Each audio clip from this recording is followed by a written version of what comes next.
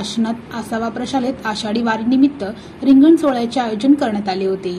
विठ्ठल नामाच्या गजरात विद्यार्थ्यांनी पारंपरिक वेशभूषेत सहभाग घेतला। बाल वारकरी विठ्ठल रुक्मिणींच्या वेशभूषेतील चिमुकले, रिंगण आणि भक्तिपर गीतांचे सादरीकरण ही या सोहळ्याची प्रमुख वैशिष्ट्ये होती। प्रशालेचे मुख्याध्यापक संतोष हंपे यांच्या हस्ते पालखी आणि विठ्ठल रुक्मिणीचे पूजन करण्यात आले। जगण्याचे देवा लाभो ऐसे बळ, दुर्गुणाचा वळ पहावेना। जगण्याचे देवा लाभो ऐसे बळ।